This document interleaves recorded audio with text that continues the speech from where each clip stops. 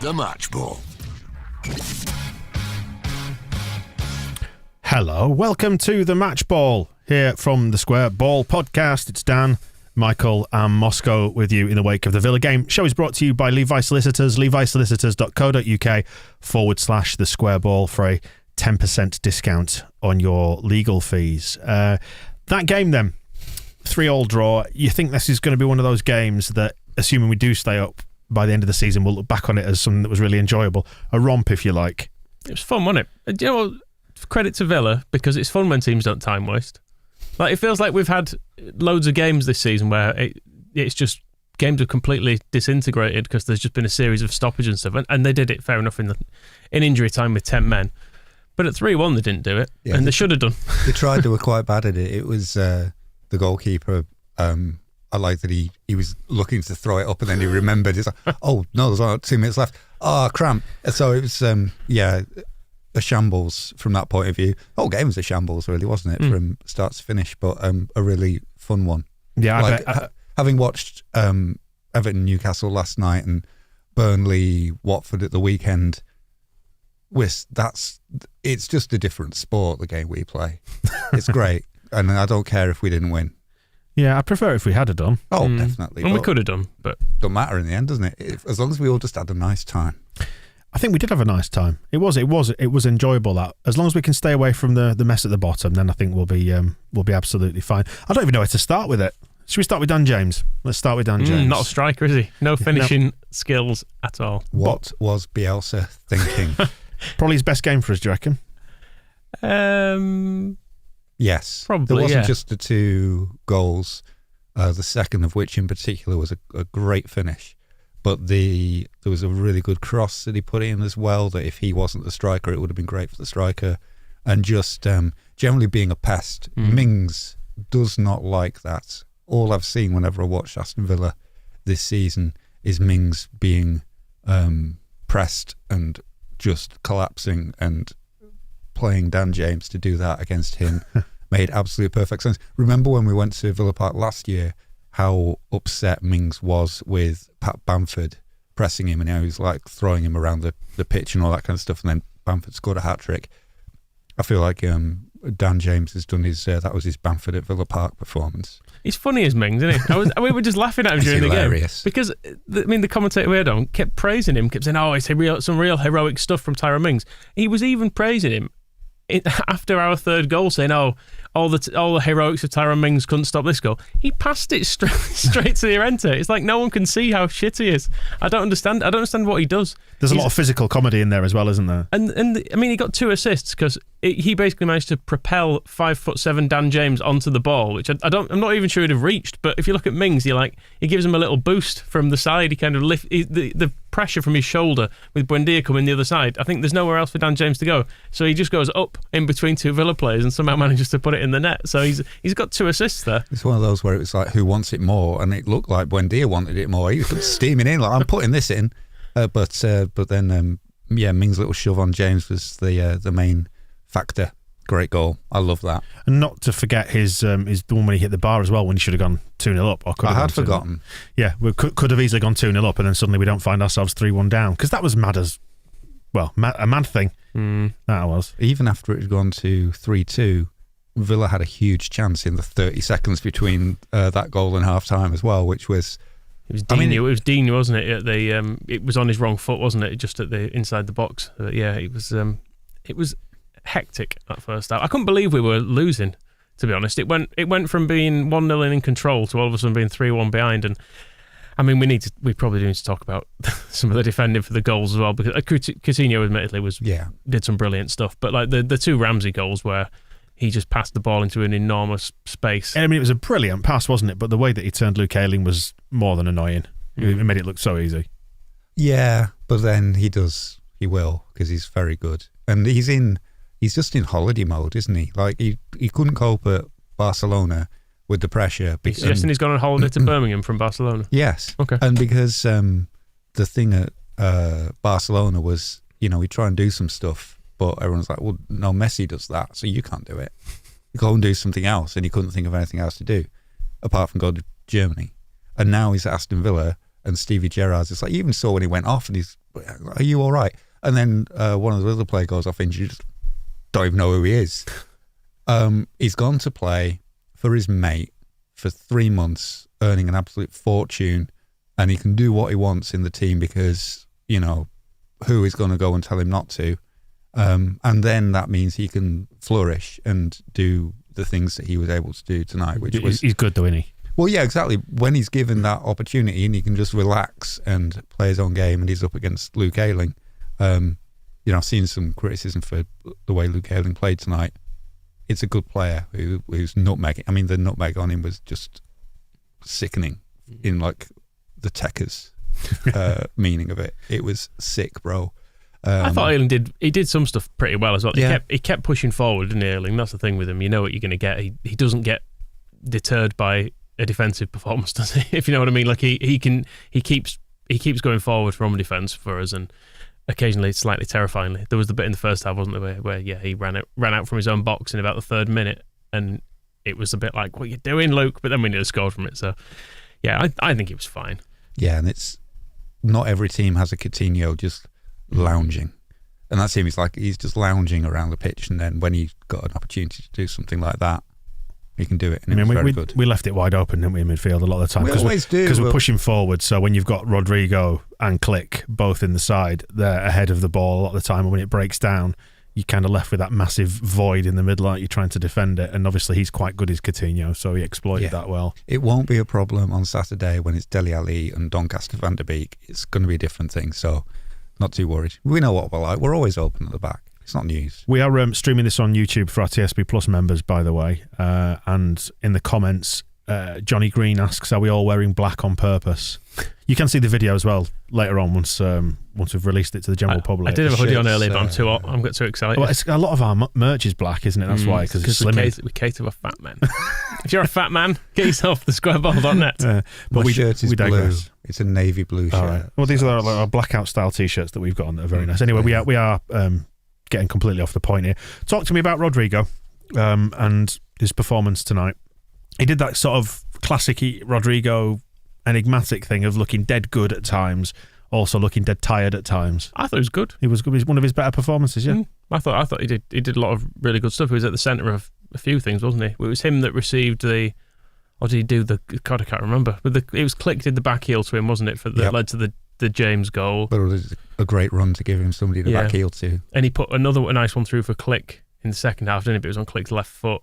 No, I thought he was involved in some really good stuff. The thing with him is when there are gaps in midfield, you do sometimes look at it and think, well, where is he now, sort of thing. But that's because he's a striker. Tell you what, let's go through all our goals as well, because we've mentioned Dan James scoring, but we've not really done them systematically. So let's start at the start. 9 minutes in, Dan James scored his first. Dead good finish, that, wasn't it? I mean, he took it really, really well. Okay. Admittedly, was he up against Mings at the time? So I'm not sure it was Mings, actually. No, he did nutmeg somebody. But it was Conser, I think. Yeah. I haven't even mentioned the red card. God, yeah. We'll get to that in due course. Red card, I've written it down, so we won't forget. So yeah, what a good turn and a finish. Finished like a number 9. The number 9 we've been crying out for. It was, I mean, what were your thoughts on seeing the team? Because I was not at all surprised. Yeah, not at all. But I did also, part of me did just go, oh. But then again, like everyone kind of went, this didn't work against Newcastle, but it did against West Ham. So it's just horses for courses, isn't it? Sometimes it's going to work, sometimes it's not. And the only difference was tonight. Claret and blue teams. Yeah, well, yes, that. And we scored inside 9 minutes. If we'd have scored within 9-10 minutes against Newcastle, we'd have probably run away with that game. Yeah, that's true. But anyway, Villa are more, we were open, but also Villa let us score 3 times. They were not exactly close at the back. Newcastle, you could see they were very defensive because they're absolutely fighting for their lives at the bottom of the Premier League. That's the other thing with Villa and Coutinho.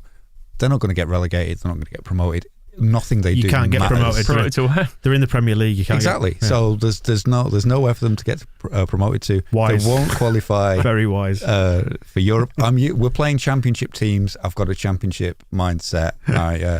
I'm being dragged down to their Division 2 level. But it doesn't matter. Like Villa, it's irrelevant what they do. Coutinho's just messing about. Gary McAllister's having a nice time. It's all just fine. And that makes them easier to play against the ultra defensive Newcastle, who were never going to give us many chances. And when you do maybe need a more savvy number 9 to finish off the chances and unlock their defence. But, the whole thing about strides, positional play and like that set, you must have naturalised players in one position and they can never do anything else. It's a very old-fashioned way of looking at football. Dan James is capable of shooting a ball into the goal from the middle as well as he is from like 20 yards to the right or left. It's not beyond his capabilities as a professional footballer, and which is good. And it's a great finish. And the shot hit the bar shortly afterwards was also a really good effort that you didn't see coming. And it's not only the precision of his finish for the goal; it's how early he took it and everything about it. It was just a great piece of. If Bamford had scored that, you'd say that's a great piece of number 9 play. So it's all fine. So then 30 minutes, Coutinho, whatever. 38 minutes, Ramsey scored. Good pass by Coutinho, not bothered. 44 minutes, Ramsey scored again. We were wide open, so we don't really need to discuss that, do we? I mean, who was Ramsey? Who was meant to be marking Ramsey? That's what we were trying to establish during the game. Cock? Second half, it was Cock. Because there was definitely no one doing it when he ran through. I mean, it was a bit laughable the way it's the old man marking thing, isn't it, that we've seen before, where occasionally people can just run through runners from deep. Yeah, they get thrown out by Ayling being turned so easily by Coutinho. Once he's gone, everybody's then chasing. So, but until that happens, you think, oh, Luke will win that ball, and then when he doesn't, there's just not any margin for error in the system, is there? When it's man for man like that, and they've got someone running, if someone is beaten, it kind of... Oh, Zach is suggesting that Click was on Ramsey in the comments on YouTube. We'll have to verify and check, but by the by, yeah. Yeah. And then, so a minute after that, whatever, Dan James with his towering header just before half-time.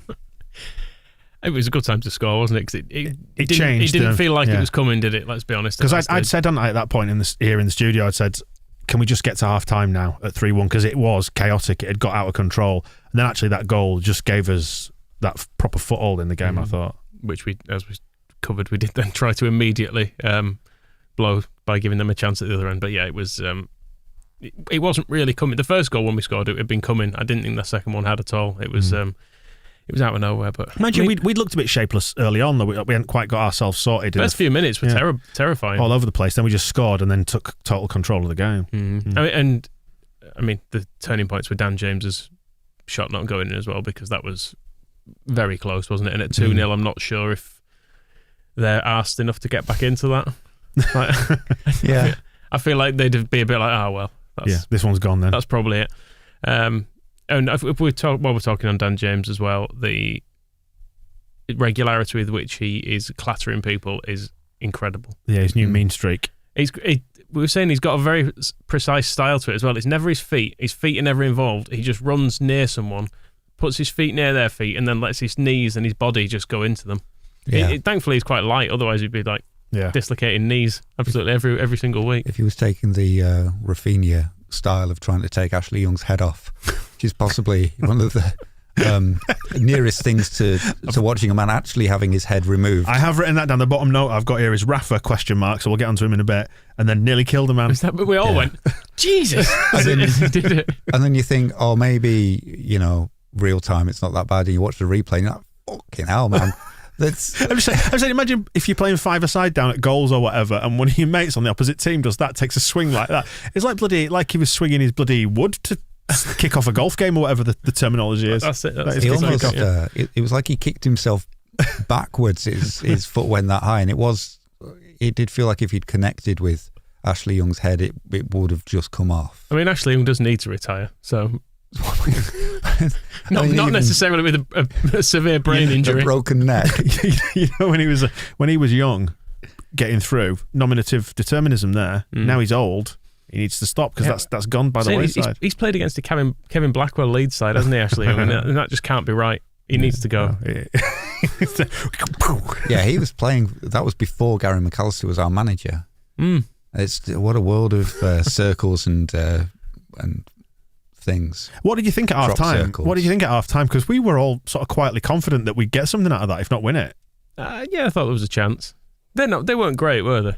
It was Coutinho doing some really good stuff, and that was really about it. To say the amount of other players they've got on the pitch who they spent a fortune on, like Buendia was just he just can't shake the Norwich off him, can he? He's very, very Norwichy looking still. Like you can see that some of his touch and stuff. It might look all right if you're playing for Norwich, but because I kind of fancied him a bit. I wanted us to get him when we were looking for midfielders, but A, not at that price, and B, not after tonight. All that crying and moaning and bitching. I was going to say. Oh dear. Boning and mitching. Yeah. I mean, admittedly, one of the times he was bitching and moaning, he did end up going off injured. That's true. Because we were all yeah. like, get up. What's he doing? But then again, when his boot came off as well, you're like, come off it. Your boot's just come off in a tackle. What do you want? Even was Watkins there, number 11, who, as we know, loves a dive, and also was another player that you wouldn't swap for, even though we need a striker. I'd rather have Dan James. He went over when he was lying with his boot off and was like, get up. Come on. And Watkins had already had it. I made a note of him actually. 16 minutes. He did a little roll around. Well, exactly. For like about 30 seconds, then just got up and sprinted instantly. Like it was the stench of Dean Smith's influence still loitering on the place. Yeah, there's some things. Although you could see, I quite enjoyed Gary McAllister's influence with the overplayed free kicks when we're all nervous about them just taking a shot at Meslier and suddenly it's 3 people peeling off and the ball's pinging around in different directions. You're like, Gary. I expected that we were, because it's Gon Strachan's birthday today as well, isn't it? So we kind of expected a recreation of the back heel goal there, albeit up at the other end from 1992, kids. Or was it 91? I lose track now. November 91. There I think McAllister's got a little bit more class. He'll keep that in the locker. He'll try it against Scum or something. Doing another 30 years. Yeah. He won't do it against us. So then the next thing I've got noted is the goal. So that's 63 minutes. Assist Mings, goal Llorente. Good finish though. Yeah. Lashed it in. But Pascal Strauch was a threat, I think, all night from corners. I was convinced he was going to score at one point. He's really good in general. Is Pascal Strauch. I love him. I just don't think we should drop him now. Ever. No. I don't see how we can drop him. And I'm fearful's the wrong word. I'm fearful for him that Cooper will come back and get straight back in the team, which he doesn't really deserve to do because Strauch has been excellent, I think, whenever he's played. It might depend on circumstance whether we need Strauch in midfield at the time or something like that, or whether we need some experience. Oh, we go to Liverpool. Klopp doesn't want him on the pitch. Yeah, exactly. Decides to say, get him off. Bringing back too many terrible memories. And I think if, because there is that risk of Cooper getting the nod, we should just remember it'll be temporary and Strauch, even if he has to spend a couple of months while Cooper has his last little, well, maybe not his last hurrah, but I feel like the swap is happening. It may not be immediate though. I mean, he'll get injured next week. Anyway.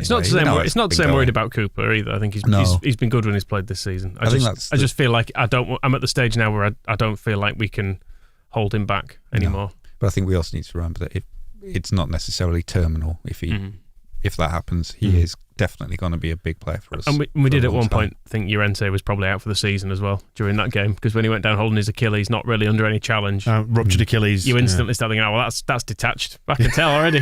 I could see it. Sorry, it snapped through his sock. We had a ping, didn't we? From it just reminded me of like the Kisnorbo one, though, didn't it? In League One, where you just see a player go down and there looks to be in that much pain. But I think Llorente is a bit more dramatic than Kisnorbo. Yeah, he's still a good old crazy head, and it was quite nice that he was nearly replicating Pontus Jansson's celebration, running to that same away section at the side, and you just want him to dive in, go full Pontus. I know he wants to, but just came up short and settled for the Graces. But yeah, Mings did have that one header from a corner that he put wide in the first half that was a good corner and a reasonable header, but didn't go in. But then even better contribution of just passing it to Llorente. Just beautiful tee up. It was absolutely superb. Speaking of Pontus, we nearly had a weird sort of flashback to them scoring a goal, except this time with Click on the floor as the injured party and them playing on. Did you know that they didn't put the ball out? And it wasn't only that, but it was Mings was trying to score. It was the one who had the big cry on when Click scored at Elland Road. He was one of the first people in there. What did you wait around? Michael at some point during that game described him as a wrecking ball of a man, and that's when it started, wasn't it? Back at that game, and you see it tonight. Well, you only have to look at he's probably done more damage to more faces than anybody in professional football ever has. When you look at the trail of stamps that he's left behind him, you don't play football expecting to have your face be the brunt of the damage. It's your Unless feet. you're Lee Chapman at Tottenham in 1991, or you're up against Tyrone Mings and he's boots are flying all over, or you're Ashley Young and Rafinha's trying to get your head off. having a right odd drop. In fairness, Rafinha did go for the full head, not just the face. So Yeah, it would have decapitated it and sent it into orbit. It would have been the best thing he did today as well, Rafinha. He had a shocker, didn't he? Ashley Young's head just trundling down the touchline at Villa Park. What was wrong with him? Who? Ashley Young? Rafinha. Oh. My God. He was awful. He's got married, hasn't he? He's been distracted. He's had such a nice time getting married. Ed's not in the game. Getting married, I'll see to the end of that. Etc. etc. Yeah. My mother-in-law. I don't think I've seen him play that badly before. No. There's normally, it just even would in not games, go for him, would it? Wouldn't go I for was say him. normally in games where he's been fairly bad, which there haven't been many, but he normally at least has a moment where he does something brilliant. Because we kept weighing up the idea of subs, didn't we? Yeah, and we were saying, well, who'd you actually take off? Because you can't take James off because he seems to have the beating of him. Harrison is doing it down the left-hand side. So Raf is the obvious one. But then, as you were saying, Moscow, like Raf has always got something in his locker where you see him play terribly, and then all of a sudden he ends a man, and he nearly did end a man, but in a different way.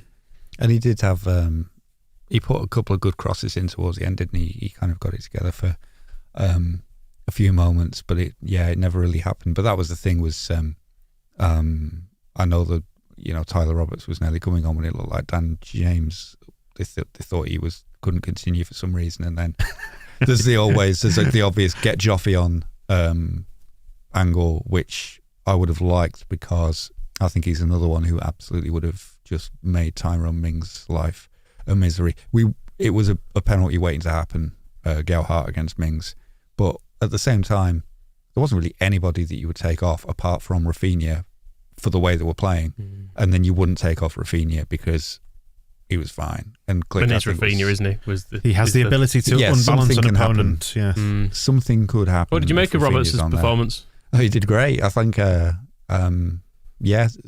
standing up, cheering the lads on through the last 10 minutes after he'd been told to put his bid back on. Fine. In high vis, like a highly paid steward, patrolling the touchline. Yeah. Do you think Bielsa was doing that just to tease us? I know I've seen the reaction to this. Tyler, just come out here and get your show me your shirt for shits and giggles. Yeah. Well, when he was explaining it of how it happened at the Newcastle game, it was the one factor that Joffy hadn't trained for 15 days, so he didn't trust his fitness, and then he was putting Rodrigo to centre forward, which is, we often say, well, Rodrigo is supposed to be Bamford's number 9 in waiting, his understudy. So that makes sense. But if you're going to put him to centre forward, it has to be Roberts because he's the attacking midfielder who is understudy to, it was Click in this game, wasn't it? No, it was Rodrigo. So if Rodrigo's moving forward, that's where... We get you. Somebody has to come on for Rodrigo to go to centre forward. Shuffle all the tiles in the bag, Yeah, and so it's Roberts. And then the next move is, right, if Rodrigo isn't going to score a goal, then it's Gelhardt. So that's kind of the order, and it makes sense from that point of view. And it's not that Tyler Roberts is trusted at centre forward more than Gelhardt, it's that Roberts allows Rodrigo to go to that position. Either way, Roberts wasn't picked for the game anyway, was he? So it doesn't matter. So that was it. We were driving in listening to BBC Radio Leeds and there's people playing merry hell about Roberts. He's on the bench. Yeah. He's not even playing. And we're talking about him. He didn't play a minute. He stood up. He looked very nice. I know, Moscow, you're talking about him. Yeah, you brought him up. I made a joke. Yeah, he made a passing joke about him taking his vest off. I was just trying to upset you. And it worked. It worked. So well done, everyone. It's fine. He did well tonight. Where were we? We were talking about the subs where we have lost my train of thought now because we went down the Roberts wormhole. I can't remember. We were talking about Rafinha before that, weren't we? Just to go back to the Dan James second goal, none of us celebrated that, did we? Because I think it was weird and you expect VAR to intervene, we sort of went, hang on, let's just wait, because it wasn't clear how it had gone in, and Villa seemed to be having someone down on the floor getting treatment, and then Dan James was laying down as well, and it ruined it a bit. Yeah. So VAR still. But to be fair, it was a 3-2 goal as well, though. So when you're pulling one back, it's I still celebrate. Yeah, no, but at best you're rallying all the troops back to the halfway line. You're like, come on, lads, let's get going again. That it's not one of those go mental moments, is it? When you've been shoved into the net by Buendia and Mings, clown. And weirdly, I mean, I don't know what the domestic commentary was like, but we were watching the international commentary, and whoever it was that was doing the commentating was like, oh, and yep, I've definitely put that down as an own goal, even though it showed the angle inside the net, like about 3 feet away from where this happened, and it clearly comes off Dan James's head. Yeah, and then it was after half time. It was like, and the they have given the goal to Dan James. Like, yes, because he headed it in the net, as we all saw. I know what I was going to mention when we were talking about subs. It was the fact that Dan James turned around to the bench and appeared to, not to say fuck off to the bench, but like he was sort of chuntering to himself on the pitch, kind of, and you saw the words, if you were lip reading him, going, they're about taking me off, fuck off. Like that, like he's just not having it. I don't know if he told them it wasn't coming off, because again, we were in the same situation where he's picked up his usual aggressive yellow card now, and maybe they're thinking, oh well, we need to protect him, and we'll bring somebody on in his place. Yeah. We couldn't see who he was talking to because it was a close up, so he could have been, I don't know, he's got a mate on the Villa team. Yeah, telling Digne, come and listen to this. Might have even been Ashley Young as well. Are there any Welsh players? Those two scum bastards were getting cosy at the end, weren't they? Him and Ashley Young. Do you see that? Oh, the sickening scenes. Sickening. And then the red card. We haven't even talked about the red card yet. Just daft, wasn't it? Yeah. I don't know. The Villa, the crowd were like chanting at the ref after that. You think, well, he's on a yellow card and he's just elbowed someone in the face for no reason. Like, it's almost a red card what he did, because it wasn't. I think it would be a yellow for blocking Melia throwing the ball out. You'd get a yellow for that anyway. But instead of just blocking him, he elbows him in the cheek, which is. We're going hard yellow, which is very definitely not allowable. No. So a yellow is probably about fair enough because there wasn't much force in it. But yeah, I don't understand how they could complain. Their crowd seems to complain a lot about the ref, which it's hard to know if that's correct. Because at times he was picky and got things wrong though. Like was the one where Koch got penalised for allegedly fouling Buendia and there'd been no contact. You saw that Koch, and I know these things happen in real time, but Koch planted his foot. Buendia kicked the back of his leg and then went down screaming, and he gave the free kick to Buendia. I'm thinking most of it went in Villa's favour. To see, like... In our favour, sorry. Well, then you've completely confused me. What we're saying is, were Villa's crowd right to be annoyed by the decisions going against them? No, of course not. I mean, they support Aston Villa. They were born wrong. The one, which goal was it? It was the one that Jacob Ramsey scored.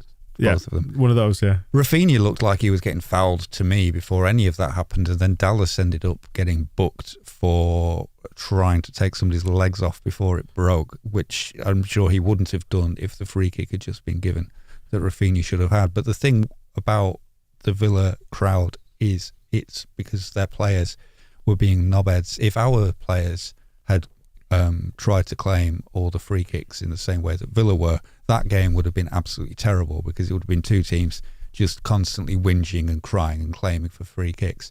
But because Leeds get on with things, even when Llorente had a little do with Ashley Young at the end, because his foot came in high, he kind of went, your foot was really high, and then Ashley Young came back at him. He was like, what do you want to do about it? Whereas Llorente was like, nothing, I just was saying, don't tackle me like that.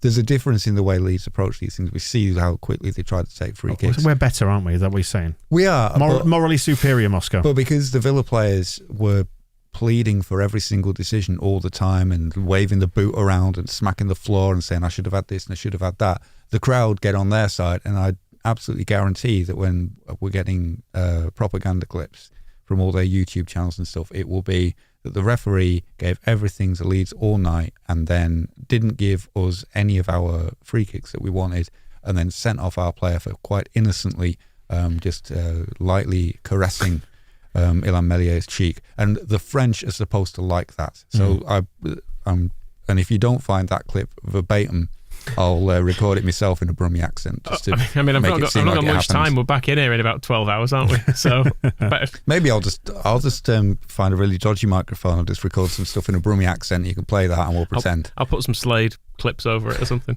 Well, we'll wrap it up then. I think all in all, a decent point then, considering that we ended up 3-1 down, which felt like an injustice at the time. But here we are. This is Leeds, and it's another weekend where no one's really made any ground up. Have they? I know Newcastle won, but they only beat Everton, who were also down there. Brentford have lost again. Yeah, Burnley only drew. 6 points, Michael. Norwich have drawn. So I almost don't care. The game was that good. I'm not bothered. Yeah, I'm still checking it. But it feels like take 90 minutes off when there's a game that good.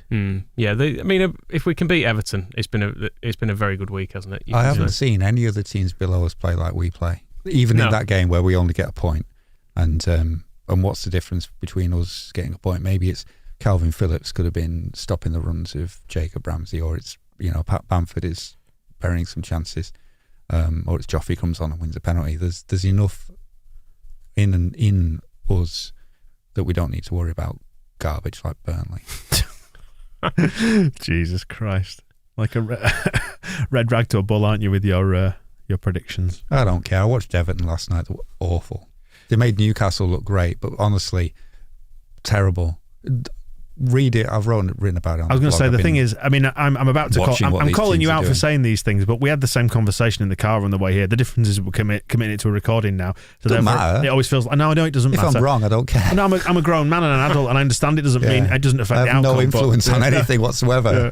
But that's how I feel about it, and that's what we were saying in the car on the way over. Like, Everton really made Newcastle look good, didn't they? And they looked terrible, so it gives us a real chance for Saturday. But we'll smack Everton. And as much as Newcastle did beat us, they didn't look good at any point, did they? No. Which I know is kind of an ungracious way of accepting a defeat, but they weren't. They were shit then. And if they were better than Everton, that surely bodes well for the weekend. Newcastle tried to defend against us, and everything was very tight and dour.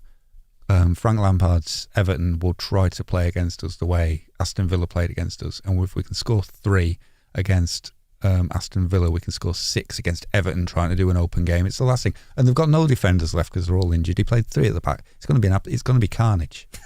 Dan James double hat trick. Yeah, and Rafinha, well, because of the injury to is it Mina who went off, and they ended up playing a youth in there, didn't they? On the left hand side. Jordan Pickford tried to punch out cold as well. That was great from a corner. Yeah, so they're struggling down there left hand side defensively. Hopefully, Rafa will be more pissed off because he had a bad game tonight, and he channels it all into Saturday. Well, he loves Goodison Park. He does. He does, doesn't he? Well, we'll reconvene for propaganda tomorrow. Could be a short show given the turnaround. Phil Hay show tomorrow as well. I've got some Angry Scum fans in the bag already, so that's all we need. So that's good. Great stuff. Thank you for watching and thank you for listening, and we will speak to you on a future show. We'll see you in a bit. The Match Ball.